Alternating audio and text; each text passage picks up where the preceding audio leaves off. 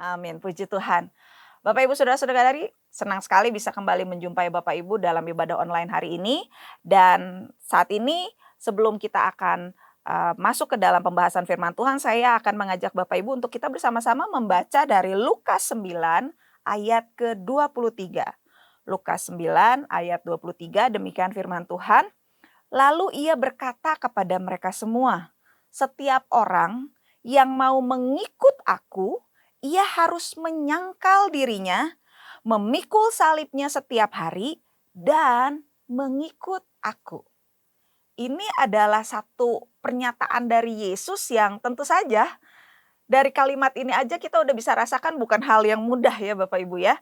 Ini adalah merupakan satu perintah yang membutuhkan satu, upaya gitu ya, membutuhkan satu ketetapan hati dan juga komitmen untuk bisa dilakukan. Dan untuk itu kita akan melihat bersama-sama kalau dari ayat ini gitu ya, sebenarnya apa yang Tuhan sendiri mau sampaikan buat kita pada saat ini, saat kita semua berkumpul di dalam ibadah online kali ini, ya. Nah, untuk pembahasan kita hari ini saya akan memberikan satu judul buat kita semua yaitu Step Out of Your Comfort Zone, ya. Jadi keluar dari zona nyaman. Nah, dari ayat yang tadi kita baca Bapak Ibu, saya menangkap satu pesan Tuhan untuk kita bisa keluar dari zona nyaman kita gitu ya. Karena seringkali kita udah terlalu enak ada di satu zona tertentu sehingga kita udah ngerasa nggak mau lagi keluar. Udah mager gitu kalau istilahnya yang sekarang ya, males gerak gitu. Nah, tapi sebenarnya ada tentu saja landasan firman Tuhan yang kita akan dengarkan berkenaan dengan judul khotbah hari ini. Dan saya mau sebelumnya membahas dulu mengenai istilah zona nyaman itu sendiri Bapak Ibu. Bahwa zona nyaman ini kalau kita mungkin browsing-browsing gitu ya, cari-cari, bisa jadi zona nyaman ini bisa didefinisikan sebagai kondisi stabil di mana seseorang tidak merasa cemas ataupun memiliki keharusan untuk mengambil sebuah resiko. Ya. Nah, tapi kalau saya kalimat ulangkan mungkin zona nyaman bisa jadi adalah keadaan di mana seseorang sudah merasa aman dan nyaman sehingga udah nggak mau berubah. Sehingga dia maunya ya udah ini aja, begini aja. Ya saya inilah adalah saya yang seperti ini, nggak usah berubah lagi. Bahkan ada yang bilang nggak bisa berubah lagi gitu ya. Nah, tetapi sekali lagi kita akan tentu saja melihat dari sudut pandang firman Tuhan berkenaan dengan hal ini. Dan sementara saya mempersiapkan kebenaran firman Tuhan ini, ada satu kata yang beberapa kali kita bisa temukan dalam firman Tuhan yang berbicara kepada saya berkenaan dengan keluar dari zona nyaman ini. Kata itu adalah kata pergilah. Nah, pergilah ini kan itu aja merupakan satu hal yang udah pasti nggak boleh orang yang mendengarnya itu diem aja ya Bapak Ibu ya. Namanya pergilah pastinya membutuhkan orang yang disuruh itu untuk bergerak. Untuk nggak diem di tempatnya tapi melakukan sesuatu. Dan sesuatu itu adalah pergi gitu ya. Nah, kita akan melihat dari Kejadian 12 ayat 1. Ya tentu saya yakin Bapak Ibu Saudara-saudari sudah bersama-sama mengetahui ya mengenai kisah ini, bagaimana Tuhan memerintahkan Abram untuk keluar dari negerinya, untuk pergi ke tempat di mana Allah akan memimpin dia menuju ke tanah perjanjian. Demikian firman Tuhan dari Kejadian 12 ayat 1. Tuhan berfirman kepada Abram, "Pergilah dari negerimu dan dari keluargamu dan dari rumah ayahmu ke tanah yang akan kutunjukkan kepadamu."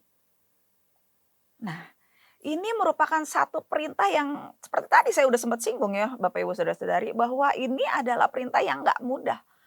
Orang yang tadinya keadaannya baik-baik aja disuruh keluar dari negerinya, dari sanak saudaranya, dari rumah ayahnya menuju tempat yang dikatakan akan ditunjukkan.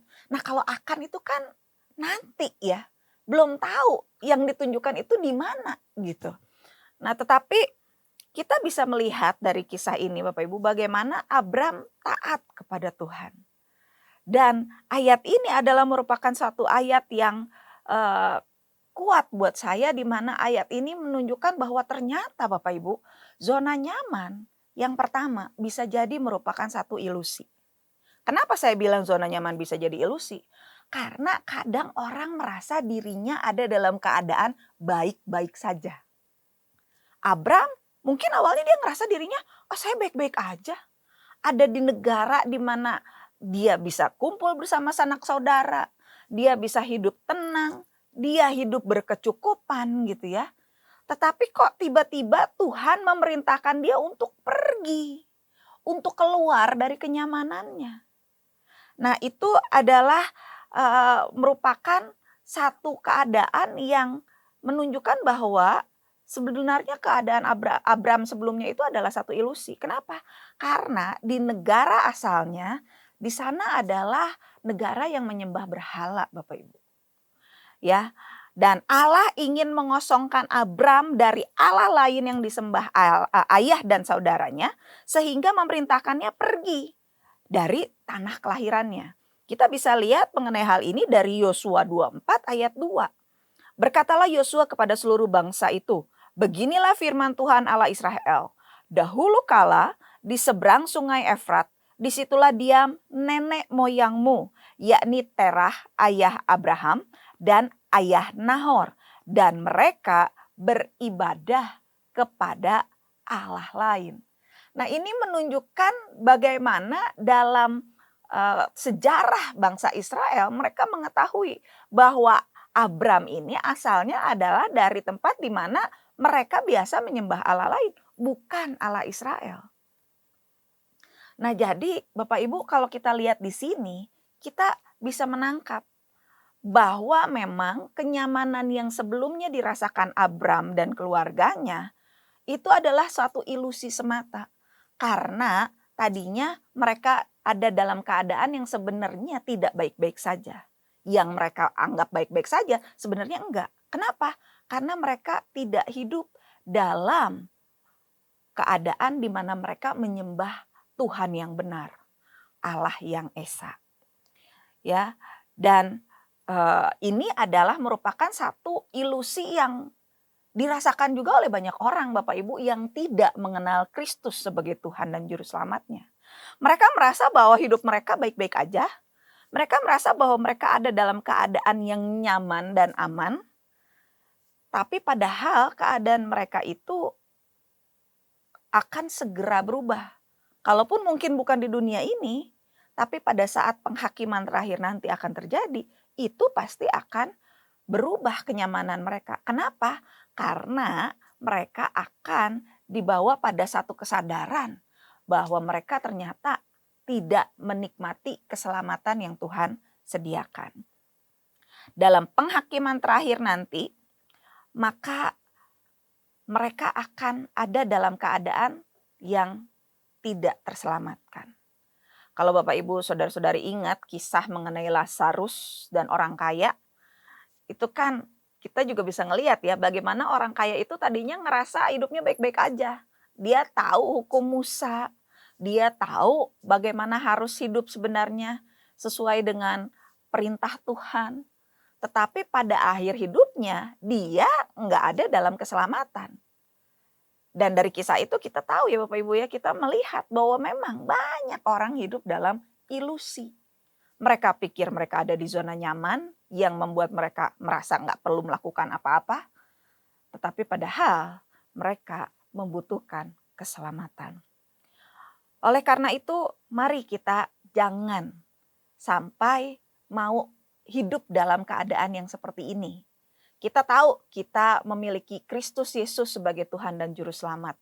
Dan untuk itu kita sudah keluar dari zona nyaman yang merupakan ilusi itu. Bahwa keselamatan kita sudah tahu hanya ada dalam Kristus. Dan untuk itu Bapak Ibu, kita jangan lagi mau diam melihat orang lain hidup dalam ilusi yang semu itu. Kita bisa Tuhan pakai untuk menjadi alatnya yang membawa berita keselamatan, yang menyatakan kebenaran sehingga orang-orang bisa terbebas dari ilusi itu. Nah, itu adalah ayat yang pertama berkenaan mengenai kata pergilah untuk tema kita hari ini ya. Dan yang kedua, Bapak Ibu, kita bisa melihat kata pergilah ini juga ada dalam ayat Matius 28 ayat 19. Matius 28 ayat 19 berkata, "Karena itu pergilah, jadikanlah semua bangsa muridku dan baptislah mereka dalam nama Bapa dan Anak dan Roh Kudus. Dan ajarlah mereka melakukan segala sesuatu yang kuperintahkan kepadamu." Nah, tadi kita udah tahu bahwa ada orang hidup dalam ilusi. Nah, kalau gitu kita harus melakukan yang perintah yang kedua ini. Untuk pergilah, jadikan semua bangsa muridnya Tuhan. Ya, untuk melakukan hal ini juga bukan perkara yang mudah Bapak Ibu ya. Beberapa waktu yang lalu gereja kita sempat melakukan pelatihan untuk para pemimpin, yang mana kita semua kemudian dilatih dengan metode 1 minute witness ya. Itu adalah satu cara untuk bisa bersaksi dengan cara yang dibuat seefektif mungkin. Jadi kurang lebih dilakukan dalam durasi 1 menit ya gitu ya. Dan karena waktunya pendek, diharapkan minimal orang sudah bisa mendengar nama Yesus dalam 1 menit itu, sehingga walaupun mungkin kemudian respon hati mereka akan ditentukan kemudian, tetapi paling tidak berita keselamatan itu sudah sampai kepada mereka. Nah, tapi Bapak Ibu, walaupun metode ini sangat bagus, tetapi tetap ini adalah merupakan hal yang sekali lagi nggak mudah untuk dilakukan. Karena kita harus berani berhadapan dengan orang yang baru, yang kadang-kadang ya 1 menit itu pun susah gitu untuk diajak ngobrolnya. Karena kadang ada orang yang mungkin terlalu sibuk, ada orang yang enggan ngobrol untuk sama orang asing gitu ya. Atau juga belum apa-apa mungkin mereka udah nebak duluan, wah ini pasti orang ini mau enggak deh, langsung menimbulkan penolakan lebih dulu gitu ya Bapak Ibu ya. Nah, tetapi walaupun ada tantangan seperti itu untuk berhadapan dengan yang namanya penolakan-penolakan, tetapi karena ini perintah Tuhan Bapak Ibu, sebenarnya kita nggak punya, tanda kutip, nggak punya pilihan. Selain untuk kita harusnya taat aja. Ya karena kan perintah Tuhan itu ada untuk ditaati gitu ya. Jangan kita malahan beralasan, berargumen gitu ya. Aduh, jangan saya deh, yang lain aja gitu misalnya. Kita seharusnya tidak menjadi orang-orang yang seperti itu. Tetapi pada saat Tuhan membukakan kesempatan untuk kita bisa menjadi saksi, mari gunakan kesempatan itu dengan sebaik-baiknya. Ya, walaupun mungkin memang sekali lagi ya, merasa tertolak itu mungkin nggak nyaman gitu ya. Tetapi mari kita ingat bahwa pada saat kita memberitakan firman pada orang, reaksi orang itu sebenarnya bukan tertuju kepada kitanya, tapi lebih tertuju kepada sang firman itu sendiri gitu ya. Jadi jangan kitanya yang akhirnya jadi down, jadi kecewa, jadi menyesal gitu ya. Tapi kalau kita memang sejak awal melibatkan Roh Kudus, maka itu adalah bagiannya untuk pada akhirnya nanti akan melembutkan hati orang yang sudah mendengar tentang berita keselamatan itu. Walaupun mungkin di awal-awal mereka sempat menolak gitu ya Bapak Ibu ya.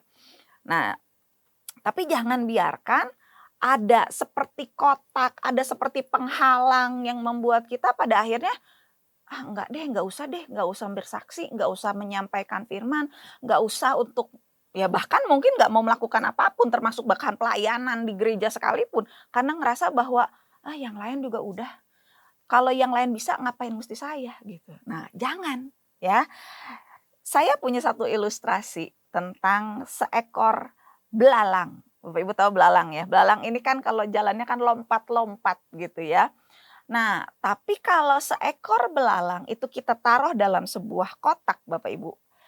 Di kotak itu mungkin kita kasih makanannya, kita jaga kebersihannya dalam artian ya supaya dia bisa tetap hidup dengan baik. Kotak itu pun nggak ditutup rapat jadi ada udara yang tetap bisa masuk gitu ya.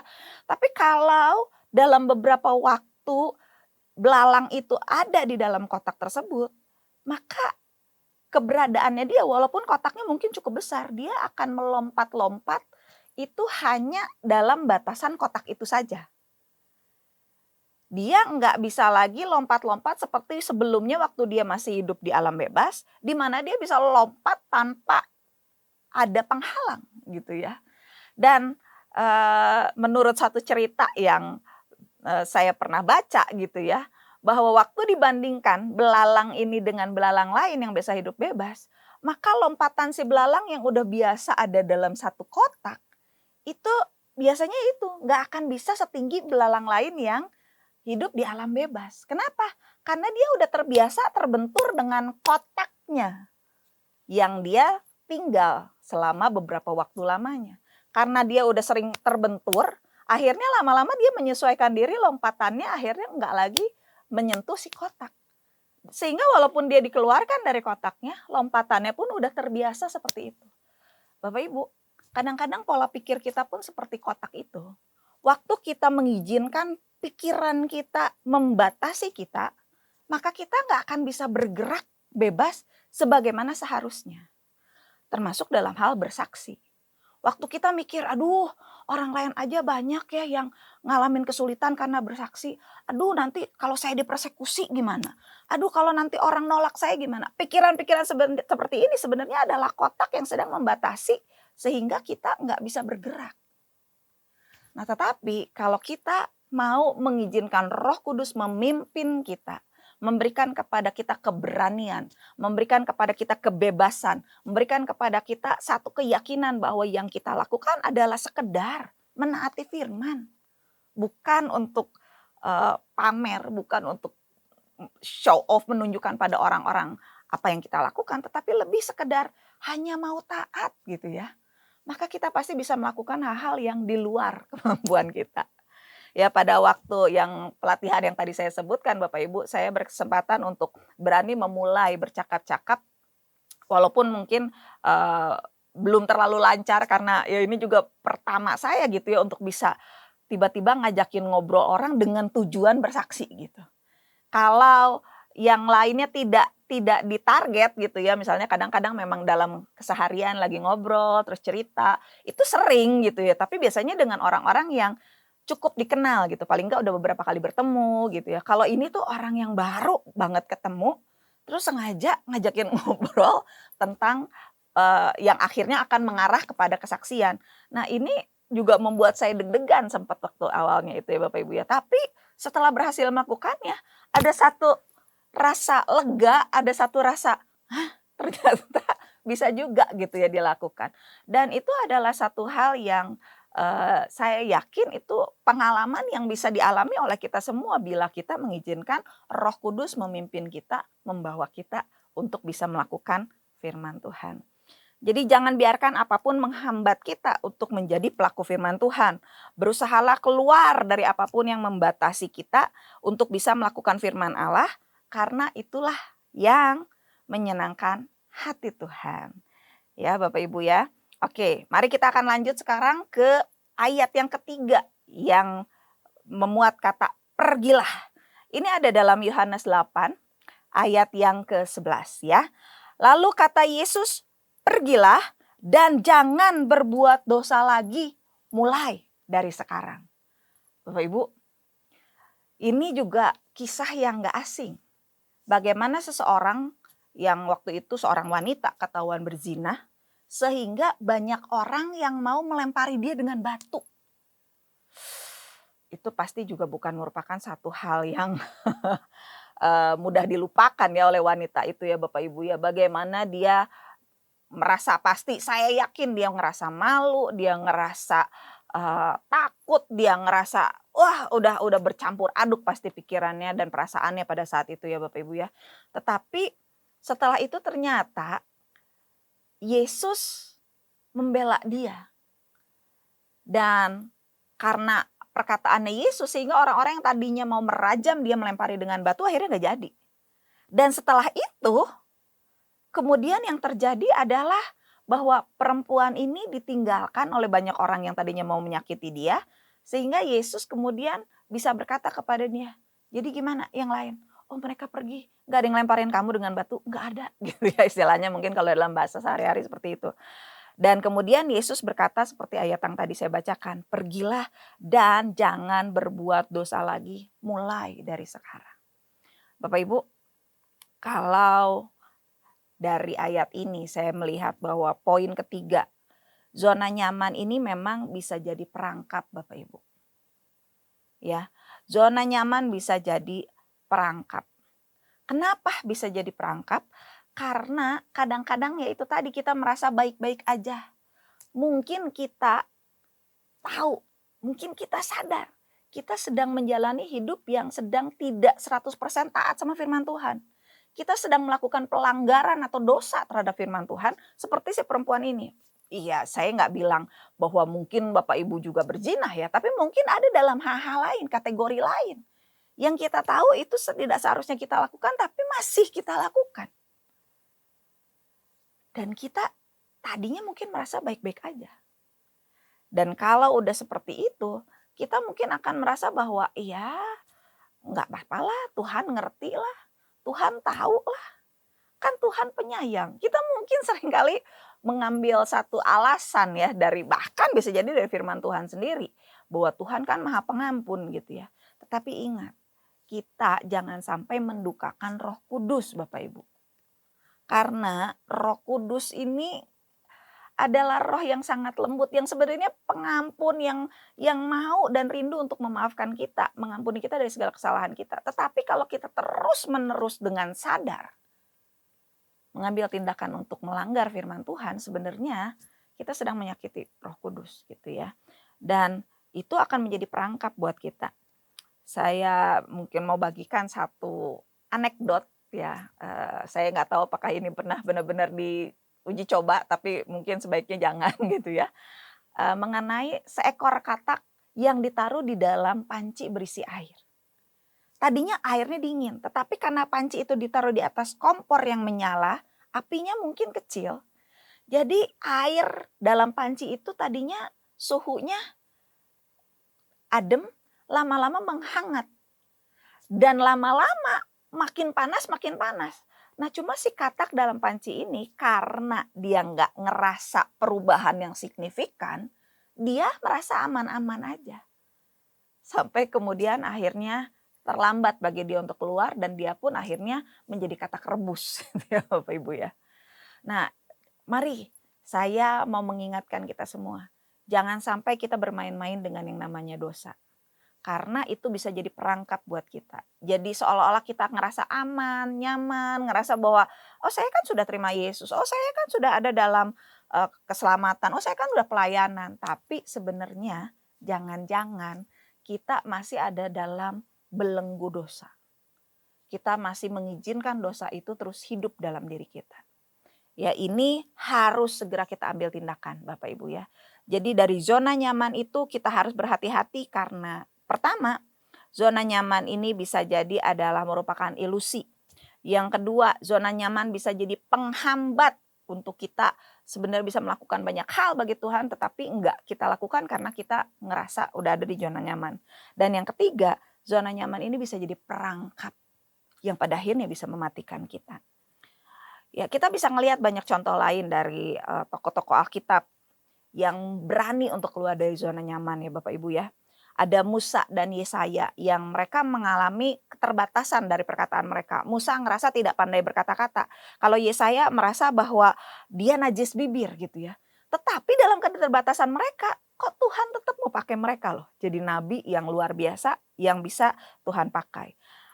Lalu selanjutnya ada juga Gideon dan Deborah. Orang-orang ini adalah orang yang dipakai Tuhan untuk masuk ke dalam peperangan dan menjadi pembela bagi umat Tuhan. Mereka orang-orang yang tadinya biasa aja. Gideon bahkan merupakan seorang yang tadinya pengecut ya Bapak Ibu ya. Deborah pun merupakan seorang perempuan biasa aja yang tadinya juga dia cuma menyuruh panglima maju perang. Tetapi karena dia diminta untuk turun tangan, dia pun akhirnya ikut terjun dalam peperangan.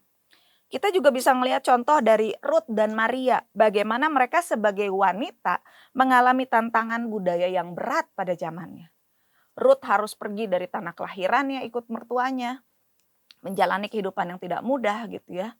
Dan Maria kita tahu bagaimana dia harus mengandung karena kuasa Roh Kudus. Tetapi itu kan juga bukan hal yang mudah gitu untuk terjadi dalam budaya saat itu di mana dia hamil di luar nikah gitu ya Bapak Ibu. Tetapi mereka adalah orang-orang yang berani untuk taat kepada firman, berani untuk melakukan apa yang harus mereka lakukan untuk keluar dari zona nyaman mereka. Oleh karena itu mari kita pun akan menjadi orang-orang yang seperti itu. Orang-orang yang enggak akan sekedar tinggal di zona nyaman, tetapi menjadi orang-orang yang mau untuk bisa dipakai Tuhan untuk bisa menjadi pelaku firman. Ada sebuah quote yang bilang begini, "Life begins at the end of your comfort zone." Ya jadi kalau kita saat ini ngerasa hidup kita biasa-biasa aja, mungkin ini saatnya untuk kita keluar dari comfort zone kita Bapak Ibu.